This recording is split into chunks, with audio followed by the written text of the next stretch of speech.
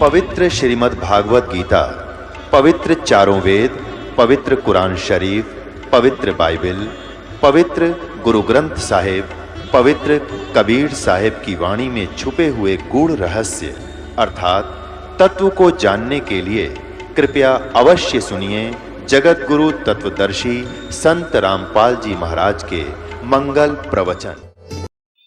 यहाँ देखिएगा, गीता जी गीता प्रेस गोरखपुर से प्रकाशित है।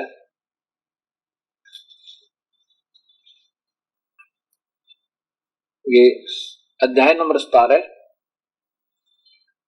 और श्लोक नंबर 23 में ओम तत्सत इति निर्देशः ब्रह्मणः त्रिविधः समृतः। इस ओम तो सीधा ही है, तत् और सत्य सांकेतिक है।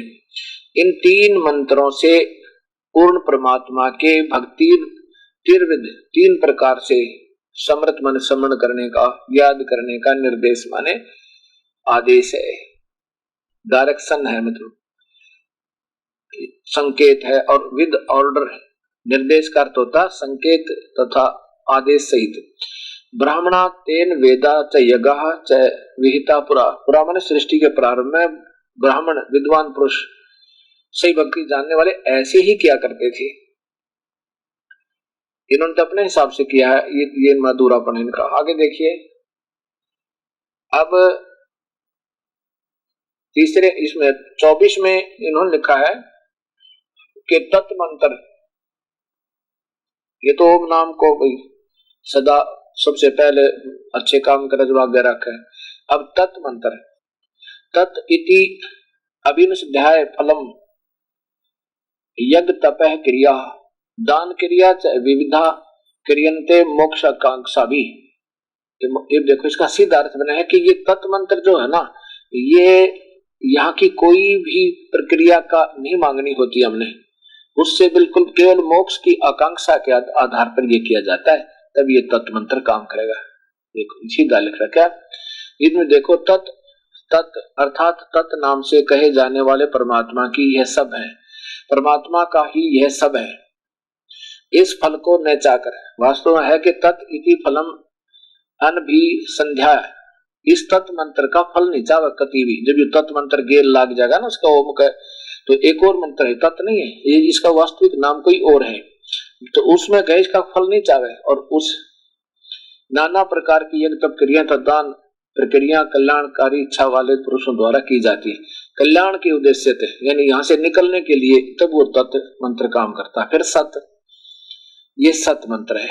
आगे देखिए, कई भक्त ये सोच रहे होंगे गुरुजी आगे, महाराज जी आगे नहीं बता रहे थे, इसी पर रुके रहते हैं, लेकिन इतना समय नहीं होता। जब आप इस पढ़ाई को आओगे, हमारे इसमें कोर्स में दाखिला लोगे, तो सब पढ़ाया जाएगा। सत इति इस प्रकार यह है परमात्मा का सत भाव में और श्रेष्ठ भाव में है। कति यहाँ से निकलने के लिए, बिल्कुल पार होने के लिए ये मंत्र सत यानी वो वास्तविक सार नाम काम कर प्रयोग किया जाता है। और ये पदार्थ उत्तम कर्म में सत शब्द का प्रयोग किया जाता है। प्रशस्ते माने होता है वास्तविक सुकृत कर्म, यानी यहाँ से बिल्कुल छुटकारा पाने के लिए, सतलोक जाने के लिए इस सत का प्रयोग किया जाता है। ये वहां तब काम देता है। अब इंद्रमती की आयु बढ़ा दी कबीर परमेश्वर ने, बड़ी खुश हुई। कबीर साहब ने कहा, बेटी मैं तेरे ऊपर इस काल को अटैक भी नहीं करने देता, परंतु तुझे विश्वास नहीं होता कि गुरुदेव सही कह रहे थे। और आप ये सोचते कि गुरुदेव तो वैसे ही मेरा पिछला गुरुदेव छुड़वा दिया, और अपनी महिमा बनाने के लिए वो भी तो मेरे सही गुरुदेव थे। अब आपका दृढ़ विश्वास हो जाएगा गुरुदेव के चरणों में। और जब तक हमारा दृढ़ विश्वास अपने गुरुदेव के चरणों में नहीं होगा, तब तक हम अपने गुरुदेव के द्वारा दिए गए भक्ति मार्ग को सुचारू नहीं कर सकते। अब आप शंका रहित होकर, निरसंशय होकर और एक रस होकर भक्ति करोगे। अब इंद्रमती ने कहा, हे गुरुदेव मेरे राजा को भी समझा दो। वैसे तो ये बहुत अच्छी आत्मा है, बहुत पुण्य आत्मा है, लेकिन भक्ति नहीं करता। कबीर साहब ने कहा कि चंद्र विजय, प्रभु का भजन बहुत जरूरी होता है। ये राज तेरे ही पिछले पुण्य कर्मों का है और कुछ समय का मेहमान है तू, और यदि इसमें अब भक्ति नहीं की तूने इस मनुष्य जीवन को पाकर, ये पिछले पुण्य जन्मों की, पिछले शुभ कर्मों की अब मलाई को, क्रीम को तू खा रहा है और ये समाप्त होगी, और फिर 84 लाख योनियों में कष्ट पे कष्ट उठावेगा। इन चंद्र विजय तू बात मान जा।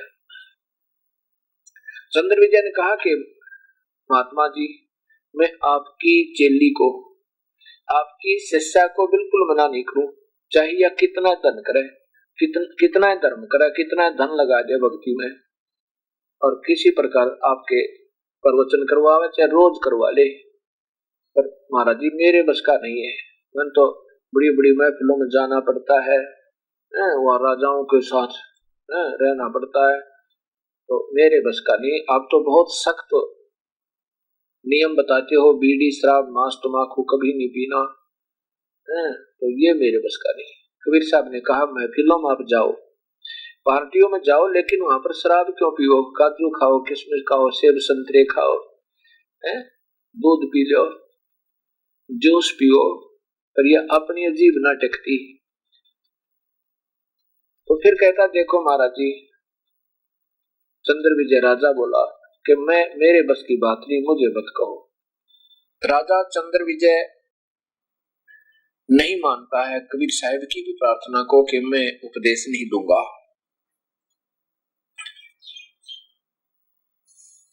कबीर साहब ने कहा कि बेटी इंद्रमती, इस राज्य को पाकर इस नादान की बुद्धि भ्रष्ट हो चुकी है, और बेटी तू अपना भजन करती रहे, और तेरी आस्था तेरे पति में है, हो सके है कभी इनको भी प्रभु अपनी शरण में ले ले। कबीर परमेश्वर आते हैं जब अपनी लीला थोड़ी सी गुप्त रखते हैं, और क्योंकि हमारे समाज में एक अनजान अटकलें और लगी हुई हैं। कहते हैं परमात्मा तो निराकार है, उसका तो कोई आकार नहीं है, उसका केवल हृदय में रोशनी या त्रिकुटी में रोशनी या कोई कमल में रोशनी बता करके अंत कर देते हैं अपने वचनों का और अपनी व्याख्याओं का, उपलब्धियों का। और कई संत बताते हैं कि ध्वनि को सुनना ये उसकी अंतिम उपलब्धि है। ये तो बच्चों के खेल हैं, ये तो काल का जाल है। आज तक भी पुराना तो समय अलग से, लेकिन आज वर्तमान के जितने भी महापुरुषों की पुस्तकें इस दास ने पढ़ी, और उसमें उनकी अपनी सोच सबलेखनी से लिखा हुआ जो लेख यही बताया कि परमात्मा निराकार है और उसका प्रकाश ही उसकी उपलब्धि, उसके दर्शन, उनकी प्राप्ति है। और साथ में ध्वनि का सुनना ये शब्द का खुलना माना गया है, और इससे जीव मुक्त हो जाता है। ये जो प्रकाश है, पहले तो हम प्रकाश पर चलेंगे। अब जैसे कई संतों की पुस्तकें पढ़ी, वो मेरे पास भी रखी हैं सबकी, उन्होंने बताया कि हृदय में पहुंचो, वहां केवल रोशनी दिखाई देगी, उसका दर्शन करो। बस जो दर्शन उस रोशनी को नहीं देख रहे हैं वो अधूरे हैं, वो कभी मुक्त नहीं हो सकते। और फिर उसकी ध्वनि सुनना, बस उस मुक्ति हो जाती है। और प्रकाश ही उसका स्वरूप बताया। और इस दास ने जब देखा सभी शास्त्रों को, उनमें बताया कि परमात्मा तो आकार में है और उसी परमात्मा से सब प्रकाश है, उसका शरीर तेजो में है और उन्हीं के शरीर से प्रकाश निकल रहा है। अब जैसे संतजन कहते हैं डिवाइन लाइट। अब डिवाइन लाइट अर्थात दैवी प्रकाश, कोई देव है तो उसका देवी शक्ति हुई और उसका प्रकाश हुआ, कोई देव है तो प्रकाश है, डिवाइन लाइट। किसी देव की वो अजब शक्ति, अजब प्रकाश, वो divine light, that is known as divine light. अब डिवाइन ही नहीं है तो लाइट कहां से होगी? प्रभु आकार में है, वेद कहें, आंखों देखा संत कहें, और पवित्र गीता जी में वर्णन कि वो परमात्मा शाश्वत स्थान में रहता है, वहां जाने के बाद फिर तेरी कभी जन्म मरण नहीं होगा। अर्जुन, वेदों में बताया कि वो कबीर परमेश्वर है और वो सतधाम युक्त सतलोक में रहता है, उसका बहुत तेजोमय शरीर है। पवित्र बाइबल ने बताया कि उस परमेश्वर ने मनुष्य को अपना ही स्वरूप दिया है। इससे सिद्ध है कि परमात्मा आकार में मनुष्य जैसा है, लेकिन उसका शरीर का बहुत तेज है। ये गरीबदास जी ने और कबीर परमेश्वर ने स्वयं अपनी महिमा आकर के आप ही बताई, अपना डबल रोल करके। और सभी महापुरुषों ने जिन्होंने आंखों देखा उस परमेश्वर को बताया कि वो आकार में है। आदरणीय गरीबदास जी, आदरणीय धर्मदास जी, आदरणीय गुरु नानक देव जी, आदरणीय मलुकदास जी, आदरणीय दादू साहिब जी, इन्होंने यही बताया कि वो कबीर परमेश्वर है और उनका बहुत तेज है, उनका शरीर बहुत तेजों में है। एक रोमकूप में करोड़ सूर्य और करोड़ चंद्रमा मिला दे, उन दोनों की रोशनी मिल जा तो भी फीकी पड़े उनके एक रोमकूप के तेज के सामने। वो मानव सदृश अपने सतलोक में रहते हैं। गरीबदास जी कहते हैं कि अरस कुरस पर श्वेत गुमज है और देखत ना उस चेहरे नु, श्वेत छतर सिर मुकुट विराज है और देखत ना उस चेहरे नु। कबीर परमेश्वर की श्वेत छत्र, उनका श्वेत ही छतरी वहां पर बनी हुई है, एक गुम्बज टाइप की, और सिर पे मुकुट है उस परमेश्वर का, बहुत तेजों में है। श्वेत छतर सिर मुकुट विराज है और देखत ना उस चेहरे नु।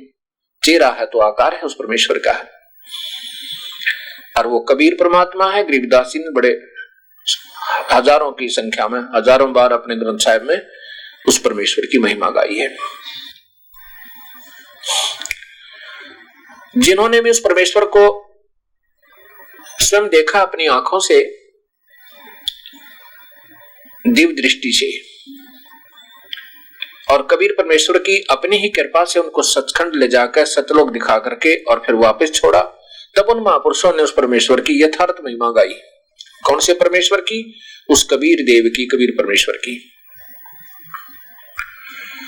तो वो परमात्मा आकार में है, उसी का तेज है। अब जैसे ट्यूब है, ट्यूब और ट्यूब लाइट, ट्यूब है तो लाइट है, और ट्यूब नहीं है तो लाइट कहां से? अब जैसे बल्ब लाइट, बल्ब है तो उसकी लाइट है। अब जैसे आप कहीं किसी कमरे में जाकर बैठो, गए होगे तो आप सही बताओगे और सुनी सुनाई कह रहे होगे तो गलत बताओगे। आप किसी अपने दोस्त के घर गए और आपने किसी को बताया, अपने दोस्त को, कि मैं वहां गया, उनके कमरे में बहुत जोर की ट्यूब लाइट थी, पता नहीं कैसी ट्यूब ला रखी थी, बहुत ही अच्छी लाइट थी, कमाल था रोशनी के, बस पूछो मत। अब कोई दूर से सुन रहा है, उसने भी डींग मारी कि मैंने ऐसी लाइट देखी, मैंने ऐसी लाइट देखी, मैंने कमाल। उसने नो ना सुना, वो ट्यूब लाइट है, नहीं तो वो झूठ ट्यूब लाइट की भी बोल देता। आगे फिर चलते चलते के एक के घर में बड़ी जोर की लाइट है, बड़ा रोशनी है, बड़ी रोशनी। इससे सिद्ध होता है कि वो वहां तक पहुंचे नहीं उस घर में जहां पर ये ट्यूब लाइट जल रही थी। वो केवल लाइट बता रहे हैं, उन्होंने लाइट भी नहीं देखा। लाइट देखा होता तो कोई पूछता तो बताते कि वो तो ट्यूब लाइट थी, ट्यूब से लाइट थी। और ऐसे ये बताते हैं कि ट्यूब लाइट थी। ट्यूब कैसी है? अब ट्यूब का तो आकार नहीं, इसलिए उन्होंने देखा नहीं। अब मान ले कोई सुन रहा है, सुन लिया उसने कि ट्यूब लाइट थी, बड़ी जोर की ट्यूब लाइट थी, लाइट रोशनी, रोशनी तो उसको देखा। और वो ट्यूब कैसा होता है उसको कहे वो तो निराकार है, उसका तो कोई आकार ही नहीं है। इससे सिद्ध होता उन्होंने उस कमरे में झांका भी नहीं है, देखना तो दूर रहा, अंदर तो प्रवेश करना बहुत दूर की बात है। अगर देखते तो बताते कि वो ट्यूब का आकार है, एक डंडा सा होता है सफेद सफेद, और उसमें से प्रकाश निकल रहा होता है। इससे सिद्ध होता है कि इन महापुरुषों ने जो आज तक प्रकाश बता रहे हैं, परमात्मा प्रकाश है, परमात्मा प्रकाश है और उसकी आवाज है, वो वहां तक पहुंचे नहीं, अधूरी व्याख्या सुनी सुनाई गा रहे हैं, तो उनके अनुयायी भी अधूरे और स्वयं भी वो अधूरे। अब कई अंदर से धुन सुनना, धुन क्या चीज है? अंदर एक रिफ्लेक्शन है, जैसे टीवी में चैनल होते हैं, ऐसे इसके अंदर एक रिफ्लेक्शन है, तो उसका प्रतिक्रिया हमारे यहाँ होती है, वहां से आती है, जो मूल स्थान पर जहां वो आवाजें वास्तव में रखी है, बजाए जा रहे हैं, साजबाज स्वयं बज रहे हैं, वो पूरा साजबाज तेज पुंज का बना हुआ है वहां सतगुरु कबीर परमेश्वर के दरबार में।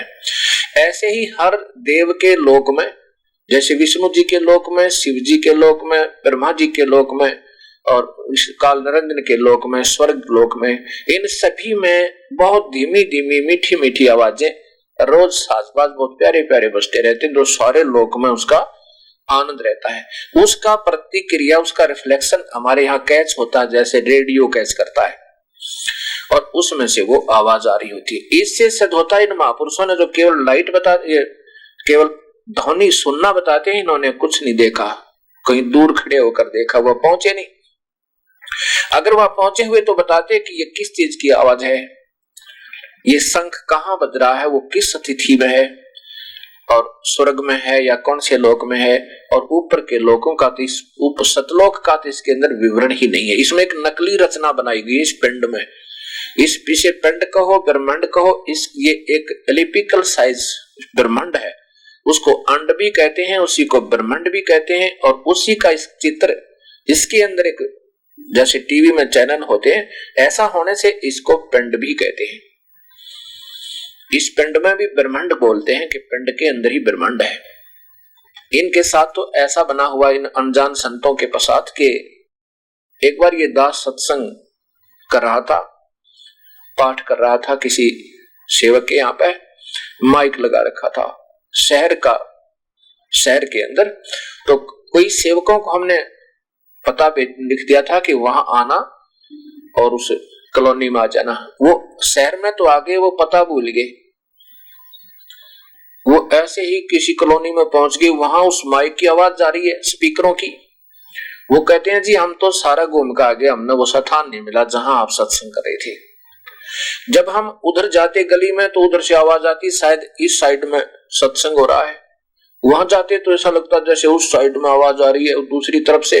वहां गए तो फिर देखा शायद इधर होगी, हमें तो जी बहुत देर होगी, फिर हमारी लास्ट गाड़ी निकल जानी थी, हम तो वापस आ गए।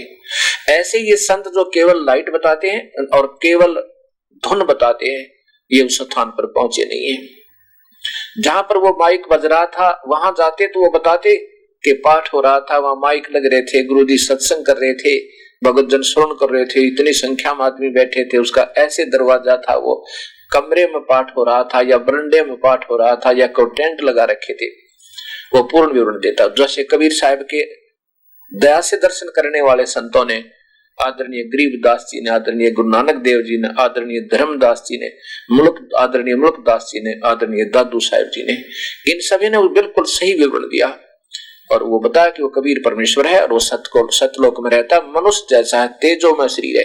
और यहाँ जब आता है तो अपने उस मूल शरीर के ऊपर ऐसा ही ओवरकोट पूरा जो का तू रकाब पहन के, बुर्का पहन के ऊपर का, समझो जो का तू मंदे तेज का, बहुत कम तेज वाला, या कि उसको ओरिजिनल तेज को भी ढक ले, उसके ने बाहर ना दिखन दे, ऐसा एक तेज पुंज का शरीर उसके ऊपर, ओरिजिनल शरीर के ऊपर ओवरकोट पहन कर आता है।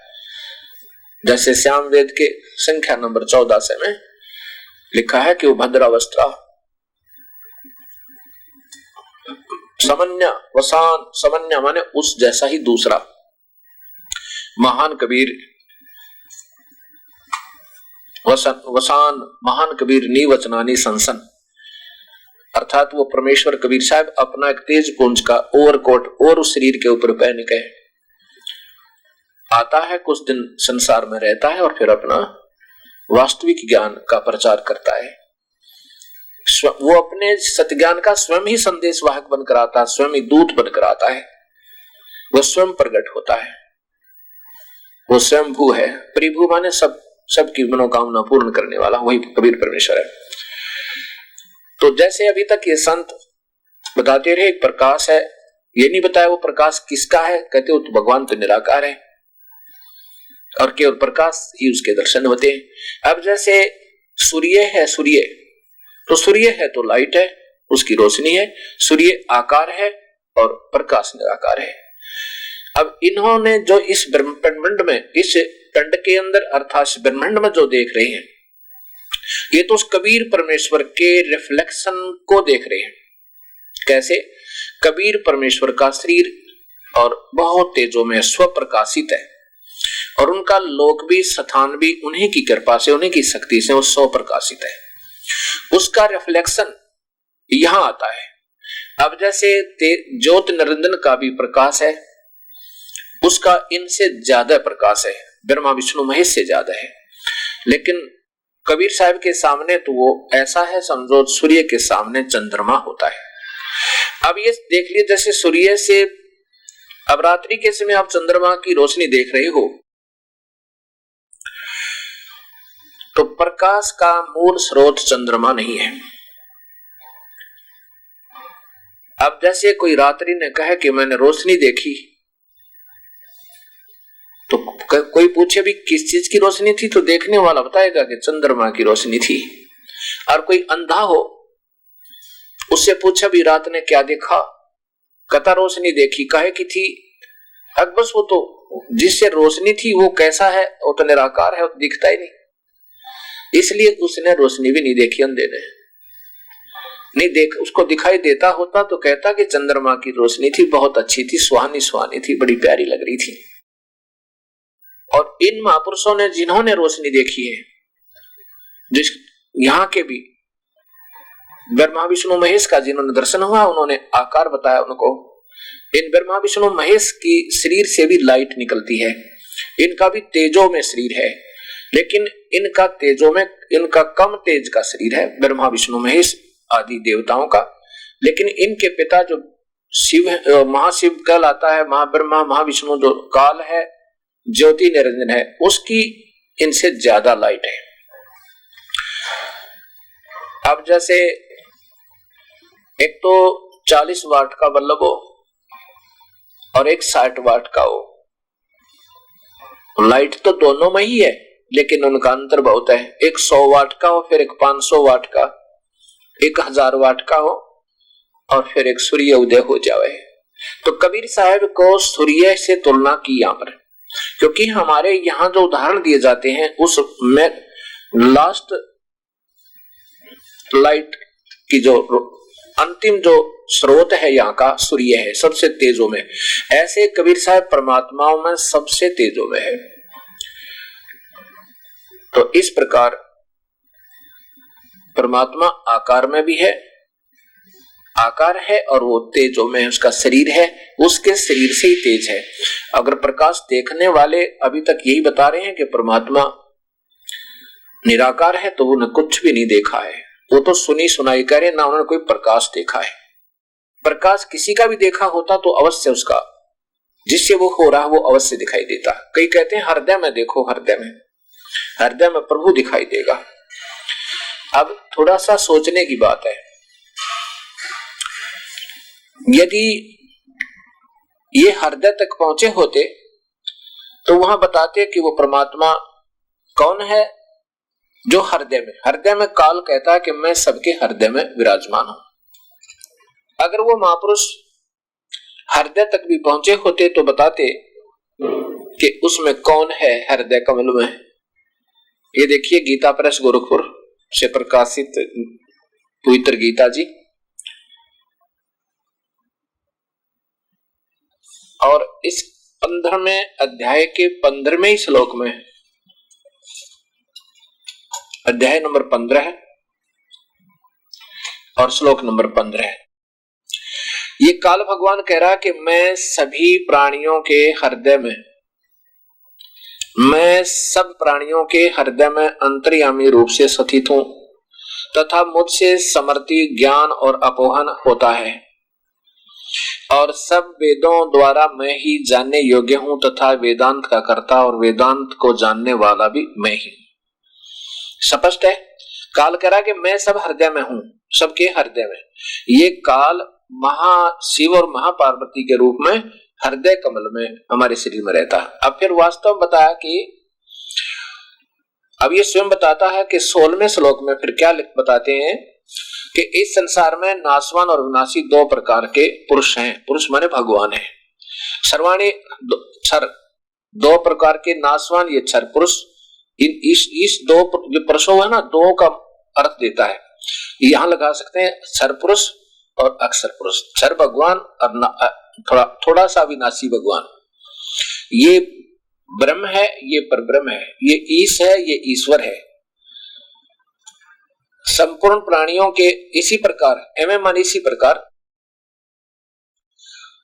सभी प्राणियों के शरीर तो नाशवान है और ये आत्मा, जीवात्मा अविनाशी कहा जाता है। लेकिन वास्तव में भगवान तो कोई और है। ये देखो, ये काल ही स्वयं बता रहा कि हम दोनों से भी परमात्मा वास्तव में कोई और है। ये लिखा कि उत्तम पुरुष तु अन्य, उत्तम भगवान, पुरुष माने परमात्मा लिखना था क्योंकि यह साथ से स्पष्ट है। उत्तम पुरुष तु अन्य परमात्मा इति उदाहरता है। इस पुरुष को यानी वो वास्तव में अविनाशी भगवान तो कोई और है, उसे परमात्मा इस प्रकार कहा जा सकता जाता है। पुरुष माने इसका अर्थ भी परमात्मा यही दे दिया। भगवान ने कच्चा ज्ञान नहीं दे रखा है, लेकिन समझने वाले कमजोर रहे। ये माने जो त्रिलोक, लोक त्रयमय, तीनों लोकों में अविश्य मन प्रवेश करके विभर्ती माने सबका पालन पोषण करता है, वो अवय ईश्वर है, वो अविनाशी परमेश्वर है, वही मूल का परमात्मा है। अर्थात इन महापुरुषों ने कुछ भी नहीं देखा और ये सिर्फ अभी तक सुनी सुनाई बातों पे इन भोली आत्माओं को गुमराह कर रहे हैं और जिसके कारण ये स्वयं भी अपना जीवन व्यर्थ कर रहे हैं और साथ में भोली आत्माओं का जीवन व्यर्थ करने के दोषी भी हो रहे हैं। अब तो दर्द होगा हजारों को और कल्याण होगा करोड़ों का। ये तो होता ही रहा है। हमारे कबीर परमेश्वर आए तब उन्होंने यही सच्चाई बताने की चेष्टा की तो दुश्मन बना दिया उन्हें अज्ञानी संतों और महंतों ने, जिन्होंने स्वयं ये नहीं बताया कि हमारे शास्त्रों में लिखा क्या है और हम करवा क्या रहे हैं, और जिसके कारण उस परमेश्वर कबीर साहब के दुश्मन बना दिया। कभी तेल के कढ़ाई में फूकना चाहा, कभी कहीं मारना चाहा, लेकिन उस परमात्मा ने कौन मार सके। जिसका वेद गुण गावे कि उसको मारने में कोई समर्थ नहीं। पवित्र गीता गुण गावे कि उसको कोई नहीं मार सकता। वास्तव में अविनाशी तो वो है जिसका कभी विनाश नहीं होता।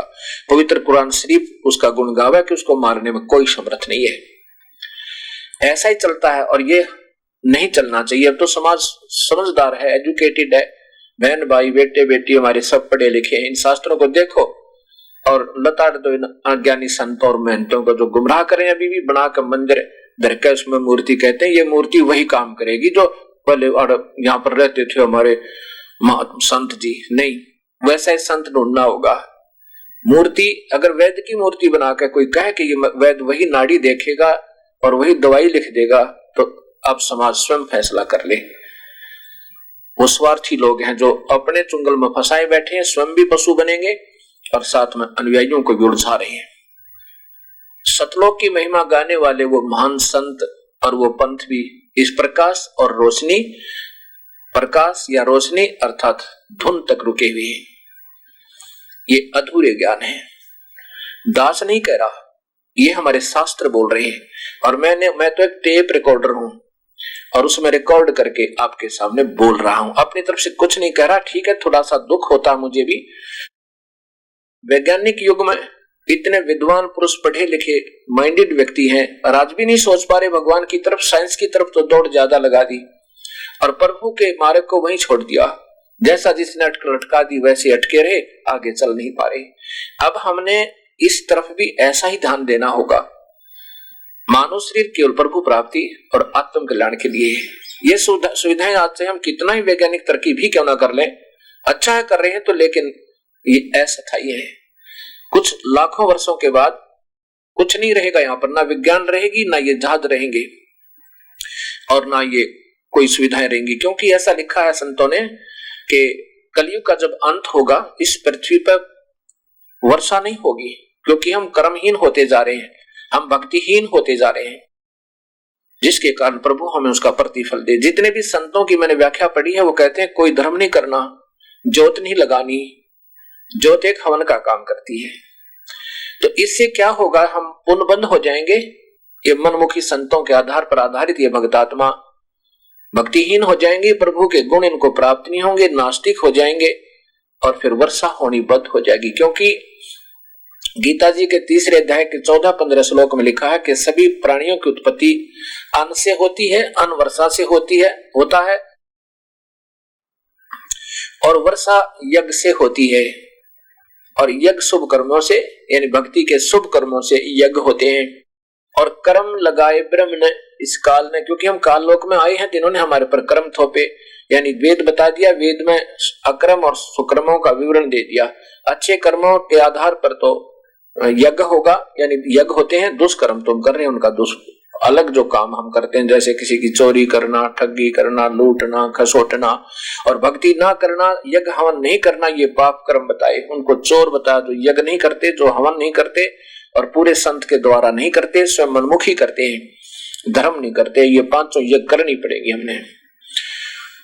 उससे क्या होगा कि वर्षा होगी, उसके प्रतिफल में हमें यहाँ भगवान राहत देगा।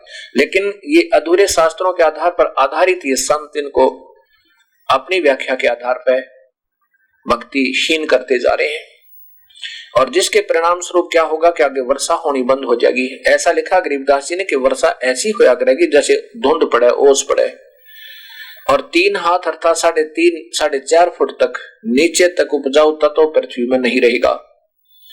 वृक्षों के, पीपल के भी पत्ते नहीं होंगे। एक स्थिति ऐसी आओगी सब मांसाहारी होंगे, और 5 वर्ष की लड़की के बाल कौन लग जाएंगे, और वो 20 वर्ष की आयु होया करेगी, और 20 वर्ष की आयु के 15 वर्ष में सभी मर जाया करेंगे। ऐसी स्थिति आएगी, और बिल खोद कर रहा करेंगे पृथ्वी, और भूकंप बहुत आया करेंगे, ऐसे हिला करेगी पृथ्वी कि कोई 5-4 फुट की वो भी नहीं बना सकेंगे, बिल्डिंग नहीं बना सकेंगे। एक ऐसी स्थिति आएगी। तो हमारा मूल उद्देश्य प्रभु पाना है। ये सुविधाएं तो इसका सहयोगी है आज के दिन में, जैसे कितनी अच्छी ये टीवी चैनल चल पड़े, इसमें प्रभु का प्रचार हो, सतमार्ग दर्शन हो।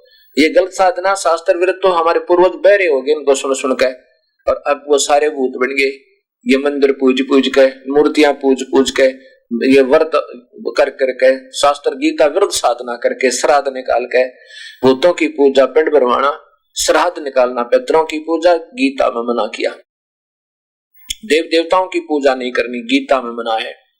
और तीनों गुणों रजगुण ब्रह्मा, सदगुण विष्णु, तम गुण शिव जी की पूजा भी गीता में मना है। 7वें अध्याय के 12 से लेकर और 24-25 श्लोक तक आप पढ़कर देखिए कि तीनों गुणों की भक्ति भी ये मूर्ख लोग करें। ये मूर्ख लोग मेरी भक्ति नहीं करते, तीनों गुणों के द्वारा जिनका ज्ञान हरा जा चुका। अब सर्वप्रथम गीता जी में प्रवेश होने से पहले हमें ये हृदय में हमारे प्रमाणित होना चाहिए कि वो तीनों गुण कौन है। रजगुण ब्रह्मा, सतगुण विष्णु, तम गुण शिव जी, और ये प्रकृति से उत्पन्न हुए हैं। अब देखिएगा देवी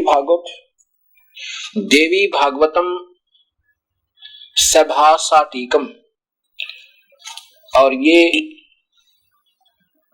श्री खेमराज श्री कृष्णदास प्रकाशन बंबई से प्रकाशित है, और 3रे स्कंद में यहां देखिएगा हे माता, अब शिव कह रहा है हे मात, ये 3रा स्कंद है, इसके पृष्ठ नंबर देखिएगा इधर को। ये भाषा टीका 3य अध्याय और ये पांचवा उस तृतीय सकंद का ये पांचवा अंश है। और यहां पर ये ऊपर इसका देवी भागवत तीसरे सकंद का ये 11वां पृष्ठ है। तो इसमें क्या कहा भगवान शिव कह रहे, हे माता, यदि हमारे ऊपर सदा आप दया युक्त हो तो मुझको, हमको तमोगुण में। अब शिव जी कह रहे हैं कि मुझे तो आपने तमोगुण किस लिए प्रदान कर दिया, अर्थात मैं तमोगुण क्यों बना दिया। ब्रह्मा रजोगुण और हरि सतगुण। हरि माने विष्णु, और नीचे इसकी संस्कृत देख, ये देखो ये संस्कृत है साथ में, क्योंकि ये भ्रमित कर देंगे अधूरे संत, आपको अभी भी धोखे में डाल देंगे इतने सत का प्रमाण होकर भी, क्योंकि उनकी मर्यादा उनके सामने अड़ेगी, उनके रोटी का धंधा उनके सामने अड़ेगा। यदि दया धर्मना ने सह अंबिके कथम अहम विहित च, ये भगवान शिव कह रहे हैं तमोगुण है, मैं तो कैसे तमोगुण बढ़ा दिया। और कमल से उत्पन्न होने वाले ब्रह्मा जी को रजोगुण संभव है, रजोगुण में आपने उत्पन्न कर दिया, रजोगुण बना दिया। और सुविहित किमो सतगुणो हरि, और आपने इस हरि माने विष्णु को सतगुण क्यों बना दिया। यदि आप हमारे पर दयालु हो तो हमें इस कुकर्म में क्यों लगाया मां आपने। ये आपको देवी भागवत में प्रमाण हो गया। रजगुण ब्रह्मा, सतगुण विष्णु, तमगुण शिव जी। और इसी से फिर आगे चलेगा अन्य हमारे शास्त्र काम, सभी इनसे सुलझेंगे। हमारे मूल शास्त्र ये कुंजी है। अब गीता जी देखिएगा, गीता प्रेस गोरख से प्रकाशित है, क्योंकि ये टीका तो सभी को स्वीकार्य है। जहां इस टीके में कुछ फेरबदल है, वास्तविकता नहीं है, वो दास साथ साथ आपको बताता रहेगा। अध्याय नंबर 7 है ये, और श्लोक नंबर देखिएगा 12 से प्रारंभ करेंगे। और भी जो सतोगुण से उत्पन्न होने वाला भाव है और जो रजोगुण से तथा तमोगुण से होने वाला भाव है, उन सब को मुझसे ही होने वाला जान, परंतु वास्तव में उनमें मैं और वे मुझ में नहीं है, क्योंकि ये काल स्वयं 21वें ब्रह्मांड में न्यारा रहता है और कहता जो कुछ भी ये रजगुण सतगुण तमगुण से जो हो रहा है, रजगुण क्या करता है, रजगुण से क्या होता है। रजगुण से शरीरों की उत्पत्ति होती है विषय वासना में प्रेरित करके। विष्णु जी हमारी सतिथि बनाकर रखते हैं, एक दूसरे में मोह ममता बनाए रखते हैं ताकि हम यहाँ पर रुके रहें, और शिव हमारा संहार करते हैं। कहते हैं रजोगुण से तमगुण से और सतगुण से जो कुछ भी हो रहा है अर्जुन, वो मेरे त जाने, मैं ही उनका मूल कारण हूं। क्योंकि इस काल भगवान ने 1 लाख जीवों का रोज आहार करना होता है, इसको श्राप लगा हुआ है, इसको बीमारी लगी हुई है। ये ब्रह्मा विष्णु महेश का पिता है ये काल भगवान, जो गीता में कहता है कि मेरा वास्तविक रूप काल है और मैं सबको खाने के लिए आया हूं। तो ये अपने तीनों पुत्रों के द्वारा ये यहाँ की पूरी व्यवस्था बनवाए हुए है। अब कह रहा है कि जो भी रजगुण से सतगुण से तमगुण से, रजगुण ब्रह्मा सतगुण विष्णु तमगुण शिव जी से जो भी हो रहा है उसको उसका कारण मुझे ही जान, लेकिन मैं इनके अंदर नहीं हूं, मैं इनसे दूर रहता हूं, 21वें ब्रह्मांड में रहता हूं और मैं इनसे बाहर रहता हूं। अब यहां ये तो सिद्ध हो गया कि तीनों गुणों से जो कुछ भी हो रहा है उसका कारण मैं ही हूं। कौन? रजगुण ब्रह्मा से, सतगुण विष्णु से, तमगुण शिव जी से। अब आगे देखिए 13वें श्लोक में, 14वें, 15वें में जाके इसका निष्कर्ष निकलेगा। अब देखो अध्याय नंबर वही 7 गीता जी, ये पवित्र गीता जी अध्याय नंबर 7। अब ये 13 अपने 12 सुन लिया, अब 13 देखो। संस्कृत भी 7 देखें क्योंकि संस्कृत विद भी भक्त हमारे बहुत हैं। ये आधा देखो, पूरा अच्छी तरह दिखेगा। ऐसे देखो, गुणमय, गुणों के कार्य स्वरूप सात्विक, राजक, तामस से इन तीनों प्रकार के भाव से सारा संसार, प्राणी समुदाय मोहित हो रहा है। इन तीनों गुणों से परे मुझ अविनाशी को नहीं जानता, क्योंकि ये काल भगवान इन तीनों देवताओं से कुछ ज्यादा अविनाशी है, ये ज्यादा समय तक रहता है। इन तीनों गुणों से ऊपर रजगुण ब्रह्मा, सदगुण विष्णु, तमगुण शिव जी से ऊपर मुझे नहीं जानता। आगे देखिए 14वें श्लोक में यही बताने की चेष्टा की गई है इसमें कि वास्तविकता क्या है, क्योंकि यह अलौकिक त्रिगुणमयी मेरी माया बड़ी दुस्तर है। ये तीनों गुण रूपी रजगुण ब्रह्मा, सदगुण विष्णु और तमगुण शिव जी रूपी ये माया, क्योंकि यह अलौकिक अर्थात अद्भुत त्रिगुणमयी मेरी माया, रजगुण ब्रह्मा, सदगुण विष्णु, तमगुण शिव जी द्वारा फैला गया जाल बड़ी दुस्तर है, यानी बड़ी खतरनाक है। आगे देखो, जो पुरुष मुझको निरंतर भजते हैं वे इस माया को उल्लंघन कर जाते हैं, अर्थात जो ओम नाम का जाप पूरे संत लेकर भक्ति करता है इनसे ऊपर उठ जाता है तीनों गुणों से। अब 15वें में कमाल कर दिया, इस त्रिगुणमयी माया रजगुण ब्रह्मा, सदगुण विष्णु, तमगुण शिव जी के द्वारा जिनका ज्ञान हरा जा चुका है, असुर स्वभाव को धारण किए हुए मनुष्यों में नीच। अब ध्यान से देखना भक्त आत्मा, ये गीता बोल रही है, दास नहीं कुछ कह रहा। दूषित कर्म करने वाले मूर्ख लोग, मूढ़ लोग मुझको नहीं बचते अर्जुन। ये ब्रह्म बोल रहा है, ये काल भगवान बोल रहा है, कह रहा है कि इस तीनों गुणों के द्वारा जिनका ज्ञान हरा जा चुका है, ये देखिएगा, इस तीनों त्रिगुणमयी माया के द्वारा जिनका ज्ञान हरा जा चुका है, वो असुर स्वभाव को धारण किए हुए मनुष्यों में नीच, यानी कति नकम्मी आत्मा, जो इन तीनों गुणों रजगुण ब्रह्मा, सदगुण विष्णु और इनसे नीचे तक की साधना करते हैं, उनको बुरे कर्म करने वाले, दूषित कर्म करने वाले मूर्ख लोग मुझको नहीं बचते अर्जुन। अब देखो कितना स्पष्ट किया है। फिर आगे लिखा है, ये उलझा देते हैं नादान संत, कहते उनको कहा वो तो अज्ञानी जो अन्य संत हैं, नहीं, इन तीनों गुणों की भक्ति को भी नकारा किया है। रजगुण ब्रह्मा, सदगुण विष्णु, तमगुण शिव जी आपके सामने देवी भागवत ने भी प्रमाण कर दिया। आगे बताया कि ये 4 प्रकार के भक्तों में से जो मुझे बचते हैं वो सुकृत कर्म करने वाले हैं, केवल ब्रह्म साधना जो करते हैं, ओम नाम के जाप से प्रारंभ करते हैं और नीचे की भक्ति बिल्कुल नहीं करते, ना श्राद्ध निकालते, ना श्राद्ध निकालते, ना पितर पूजते, ना तीर्थों पर चक्कर काटते। ये जो गीता में लिखा है वही करते हैं, वेदों में लिखा वही करते हैं। वो 4 प्रकार के आरत, जिज्ञासु, अर्थार्थी, ज्ञानी हैं।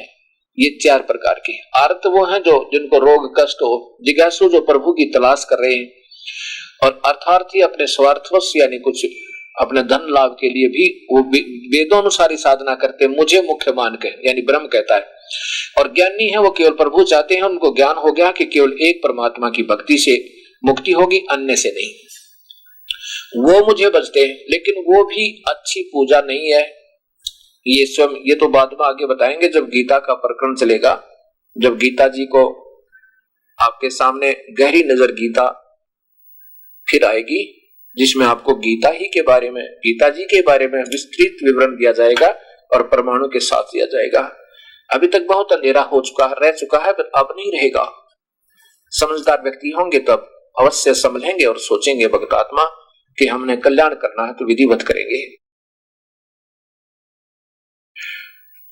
अब ये हृदय में रोशनी बताने वाले नादान संत अगर हृदय कमल तक भी पहुंचे होते तो बताते कि वहां पर भगवान शिव और पार्वती रहते हैं और उनका भी तेजों में शरीर है, बहुत तेजों में है, लेकिन ऊपर उन्य भगवानों के जो पूर्ण ब्रह्म परब्रह्म, इनसे तो बहुत कम है।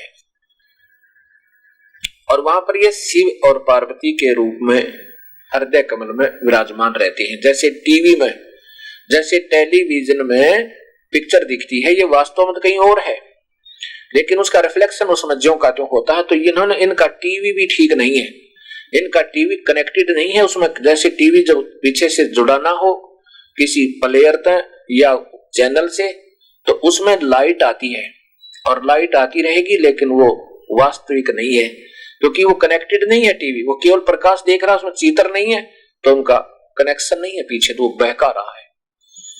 जो टीवी लिए बैठा है वो कहता हमारे टीवी में सब बस रोशनी आती है, पिक्चर कैसी है, पिक्चर नहीं, वो तो आकार है नहीं उनका।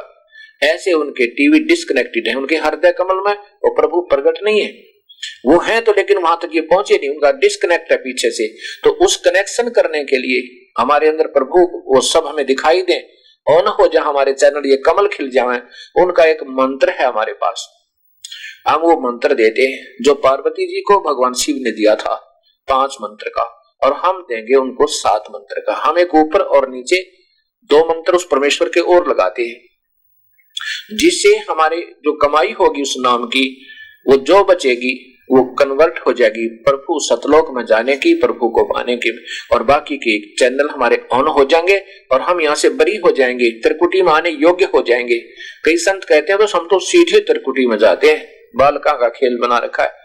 अब त्रिकुटी तो इंटरनेशनल एयरपोर्ट समझो, और हमने विदेश जाना है, उससे पहले तो बहुत प्रोसीजर है, वो सारा तैयार करना पड़ेगा, बहुत कार्य है, जैसे पासपोर्ट बनवाना, फिर वहां का वीजा लगवाना, फिर इतना धन चाहिए कि हम उसका जहाज का टिकट बनवाएं, तब वो एयरपोर्ट पर जा सकते हैं। कहते नहीं हम तो सीधे त्रिकुटी पहुंच जाते हैं, त्रिकुटी बच्चों का खेल है और पहुंच जाओगे ऐसे कहन मात्रते हैं। ये बहका रखे आपको, हमारे को जैसे हमने किसी सरकार तक, हम विदेश रहते हैं और वहां हमने लोन ले रखा है, उस लोन का पहले क्लियरेंस कराना पड़ेगा, बिजली का बिल भी, वाटर टैक्स भी, वाटर यानी पानी का बिल भी, टेलीफोन का टैक्स भी, मकान का किराया भी, हमने वहां से सारा सुलझ जाके सबका बरी हो गए, क्लियरेंस लेकर के तब उस देश से वापस आ सकते हैं।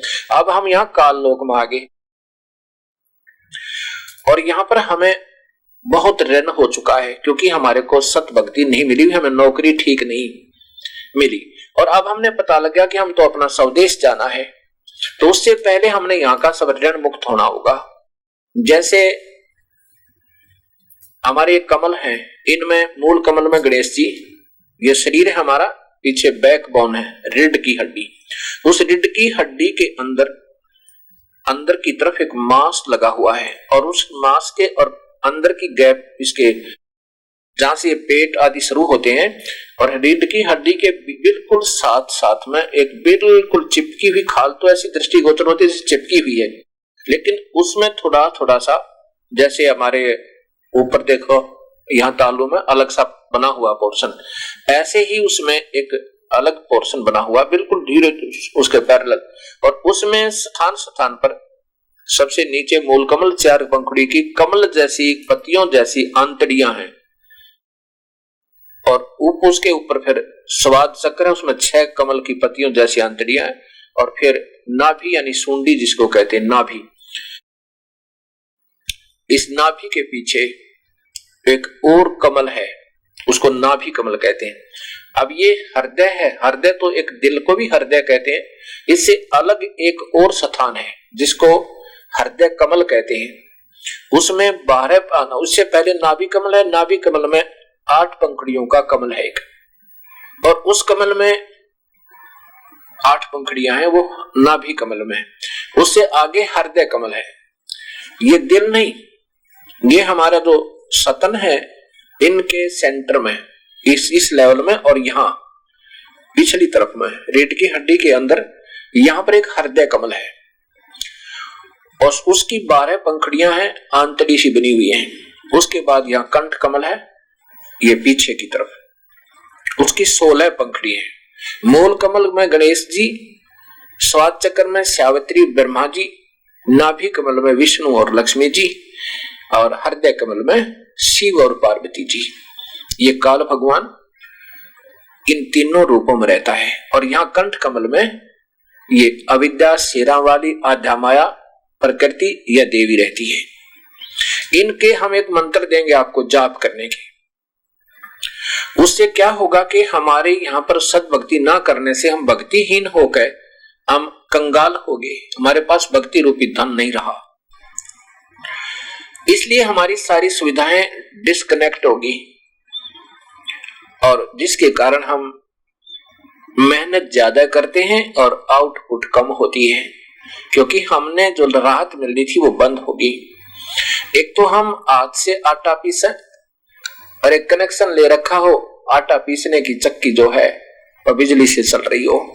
ऐसे यदि हमें प्रभु का भक्ति का सत कनेक्शन मिल जाए, सत भक्ति का, तो हमारे सब कार्य सुचारू हो जाते हैं। तो हम आपको एक मंत्र देंगे जो 7 मंत्र का होगा। प्रथम बार में वो 4 महीने आपको जाप करना होगा और 4 महीने के बाद आपको फिर सतनाम दिया जाएगा। वो जो प्रथम मंत्र है वो आपका ये सभी चैनल ऑन हो कर दिए जाएंगे।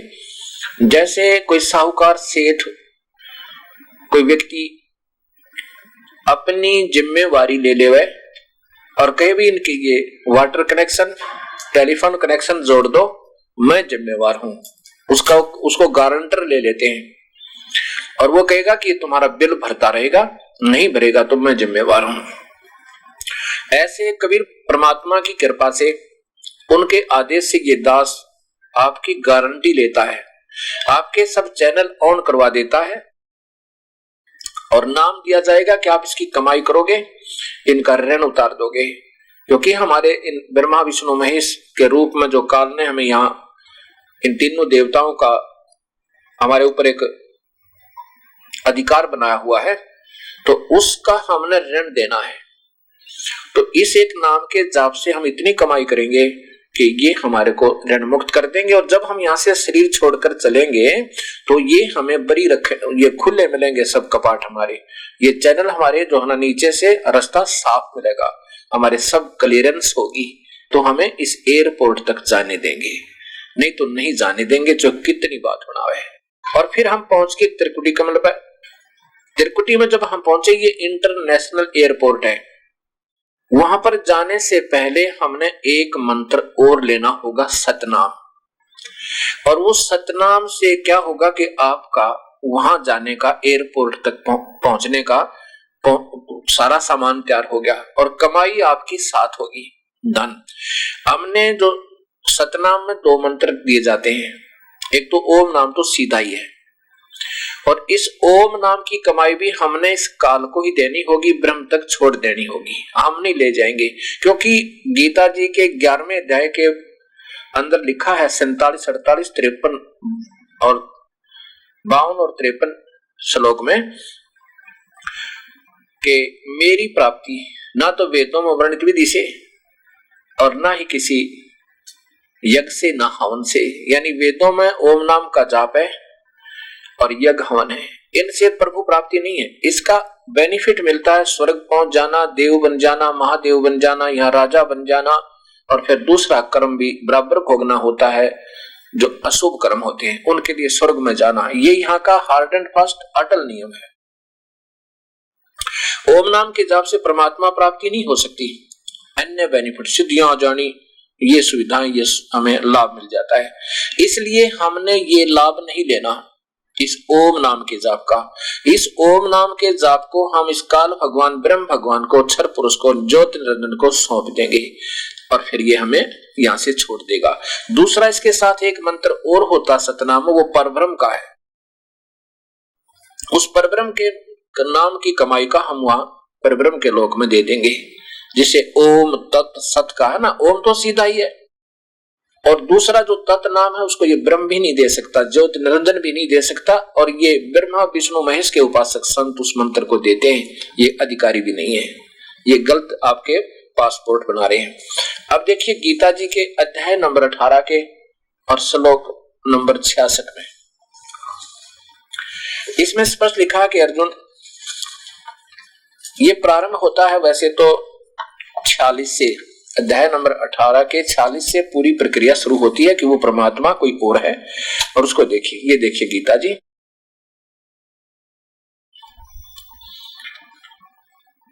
ये गीता प्रेस गोरखपुर से प्रकाशित है और इसके अध्याय नंबर 18 का श्लोक नंबर 46 से प्रारंभ करते हैं।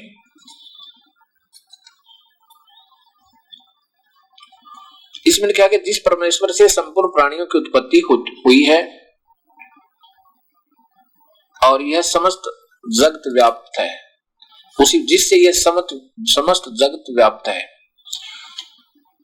उस परमेश्वर की अपने स्वाभाविक कर्मों द्वारा पूजा करके मनुष्य परम सिद्धि को प्राप्त होता है। ना कि तब मेडिटेशन बता रखा, ना कि हृदय में पहुंचने की व्यवस्था, सीधी बताई है कि उसका स्वाभाविक कर्म यानी गुरुदेव नाम दे, अपना भजन करते रहो और यज्ञ करो, हवन करो आदि बस अपना। तो उसके बाद क्या होगा, अब 66 में लिखा है, श्लोक नंबर 61 से प्रारंभ कीजिए। इसमें लिखा कि जिस उस परमेश्वर की शरण में जा अर्जुन, उस परमेश्वर की, देखो बिल्कुल स्पष्ट लिखा है, ये देखो 62 से, हे भारत सर्व प्रकार से उस परमेश्वर की शरण में जा, उस परमात्मा की कृपा से ही तू परम शांति और सनातन परम धाम को प्राप्त होगा। कितना स्पष्ट किया है। शांति को, परम शांति को, इस काल के लोक में कोई शांति नहीं है। शाश्वतम सथान, शाश्वतम का अर्थ होता है सनातन अर्थात सदा रहने वाला। हम उसको सत कहते हैं और सथान माने उन्होंने धाम लिखा है। हम सत धाम कहते हैं, सतलोक कहते हैं। यानी उस परमात्मा कबीर साहब की कृपा से, उनका विधिवत साधना करने से हम इस सतलोक में पहुंच जाएंगे। अब ये 63 में कहा कि मैंने तेरे को दोनों बात बता दी, अगर मेरी भक्ति करनी है तो मेरी शरण में आ जा, तो मैं तो तुझे स्वर्ग तक ले जा सकता हूं। अब 63 में कहा कि इस प्रकार गोपनीय से अति गोपनीय, पूरा देखो ये, इस प्रकार गोपनीय से अति गोपनीय ज्ञान मैंने तुझसे कह दिया। इस रहस्य युक्त ज्ञान को पूर्णतः भली भांति विचार करके जैसा चाहता वैसा कर। मेरी शरण में रहना चाहता हो तो यहाँ तो लड़ना झगड़ना बना ही रहेगा, जन्म मृत्यु भी बनी रहेगी। उस परमात्मा के शरण में तेरी कभी मृत्यु नहीं होगी। ये गुप्त ज्ञान मैंने तुझे दे दिया। अब 64 में देखो, अब इसमें लिखा है कि सर्व गुह्यतम भूय, एक तो गुप्त पहले कह दिया, अब दूसरा गुप्त और बताता हूं। और गुप्त भेद क्या है, ये मेरे विचारों को परम एक खास विचार मेरे फिर सुने। भूय माने फिर, श्रवण माने सुने। इष्ट असी में दृढ़म इति, वो परमात्मा, यह भगवान मेरा भी पक्का, दृढ़ माने बिल्कुल निसंशय, इष्ट असी में मेरा भी इष्ट देव है। इष्ट माने पूज्य देव है। वक्ष्यामि ते हितम, इसलिए तथा माने इसलिए मैं तेरे हित में कहता हूं कि मैं भी उसी की पूजा करता हूं। इसमें स्पष्ट लिखा है कि मैं भी उस मेरा पूज्य देव इष्ट असी में, मेरा भी यही मेरा भी वास्तव में पक्का यानी निश्चित निसंशय मेरा पूज्य देव है। ये तेरे हित में कहता हूं। ये संस्कृत से हिंदी आपको बना दी इन्होंने, इनका अनजानपना किया है। इष्ट माने प्रिय लिख दिया, यहाँ लिखना था मेरा भी वह इष्ट देव है। अब देखो 65, अब 66 में देखिएगा, इधर ये 65 है, ये तो प्रिय यहाँ के अलग से लिखी दिया कि अब कहा कि अगर मेरी पूजा करना है तो मेरे अंदर रहे, मुझ में मन वाला हो, मेरा भक्त बन, मेरा पूजन करने वाला हो, मुझको प्रणाम कर। ऐसा करने से मुझे ही प्राप्त होगा। तुझसे सत प्रतिज्ञा करता हूं क्योंकि तू मेरा प्रिय है। या प्रिय का शब्द सीधा प्रिय लिख दिया, ठीक है। वह इष्ट है तो इष्ट है, वो मेरा इष्ट देव है। अब यहाँ देखो कि मेरी शरण में रहता है तो मेरी शरण में रह, नहीं तो अगर वहां जाना है तो क्या करना है, सर्व धर्मान परिताज माम, सभी धर्मान माने धार्मिक कर्म जो तूने आज तक किए हैं वो मेरे में छोड़ दे। माम प्रीतज, सर्व धर्मान प्रीतज माम, मुझ में सारे पूजाएं छोड़ दे मेरी। और एकम शरणम व्रज, उस एक की शरण में जा। संस्कृत सीधी सी है, आम बालक समझ सके इसने। अहम तमाम सर्व पापे भय मोक्षामी मां सोचा है। हे परमात्मा, ये काल भगवान कहता है मेरी सारी पूजा छोड़ दे, तो मेरे जितनी आज तक तूने की ओम नाम के जाप की, यज्ञ हवन जो सेवा सिमरन जो भी किया है, मेरा तो मेरे में छोड़ दे, और फिर उस एक की शरण में, सर्वशक्तिमान एकम माने सर्वशक्तिमान की शरण में चला जा, एकम जिसके बराबर कोई दूसरा ना हो। अहम माने मैं तुझे सब पापों से मुक्त कर दूंगा, अर्थात मेरा ऋण उतर जाएगा, मैं तुझे फ्री कर दूंगा। सीधा सा इन्होंने क्या लिखा है कि संपूर्ण धर्मों को अर्थात संपूर्ण कर्तव्य कर्मों को मुझ में त्याग कहे, मुझ में अर्थात है कि मेरी पूजाओं को मुझ में छोड़ दे, एकम एक, इसका लिखना था उस एक की शरण में जा, इन्होंने लिख दिया आजा। माम सर्वाधार परमेश्वर की शरण में आजा, आजा नहीं, वर्ज का अर्थ सीधा ही लिखा है जा, आजा का तो मतलब ही नहीं है। अभी दिखाता हूं आपको शब्दकोश। वर्ज माने जाना, चला जाना, और उस क्या संस्कृत टीकाकार ने अपनी अज्ञानता सिद्ध करने के लिए इसी श्लोक का सारा लेकर उसका गलत अर्थ कर दिया। मैं तुझे संपूर्ण पापों से मुक्त कर दूंगा, सोच मत कर। अब वर्ज का अर्थ दिखाता हूं। वर्ज माने ने लिखा आजा। मैंने कम से कम 10 गीता जी के सरलार्थकर्ताओं की किताबें देखी हैं, सरलार्थ की भी, तो उनमें सभी ने ये लिखा कि वर्ज माने आजा, मेरे पास आजा, और इसका अर्थ बनता है चला जा। अब ये इतना अंधेरा हो गया है ना, अज्ञानी संतों ने इतना अंधेरा कर दिया सत्य ज्ञान का कि एक एक शब्द को क्लियर करके स्पष्ट करके चलना पड़ेगा, तब इन प्यारी आत्माओं को समझ में आओगा।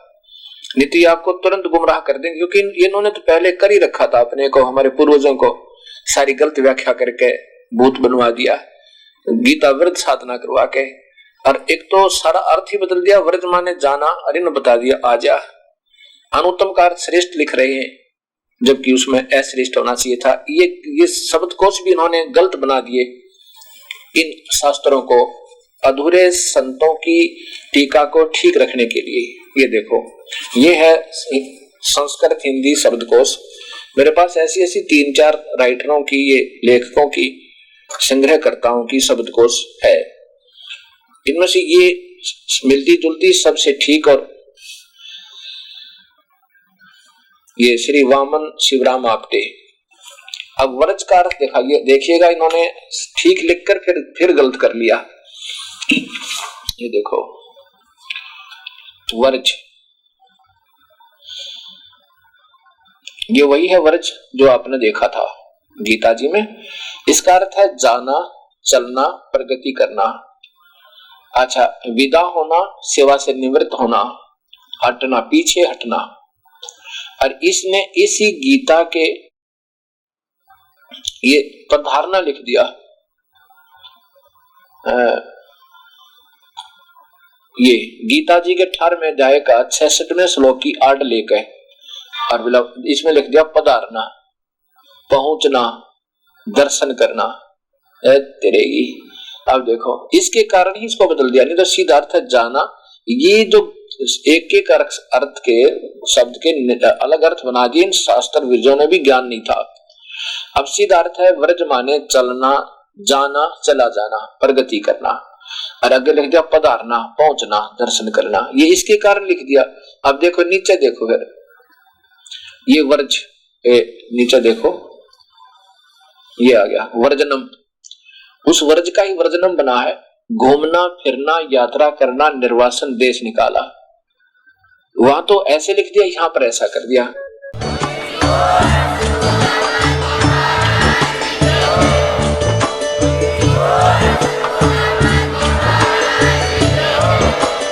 आप सुन रहे थे जगत गुरु तत्वदर्शी संत रामपाल जी महाराज जी के मंगल प्रवचन। अधिक जानकारी के लिए विजिट कीजिए हमारी वेबसाइट www.jagatgururampalji.org। संत रामपाल जी महाराज जी के शुभ आशीर्वाद से पूरे विश्व भर में 500 से भी ज्यादा नाम दीक्षा केंद्र हैं, जिन पर संत रामपाल जी महाराज जी द्वारा ऑनलाइन निशुल्क नाम दीक्षा दी जा रही है। अपने नजदीकी नाम दीक्षा केंद्र का पता करने के लिए संपर्क करें 8222880541।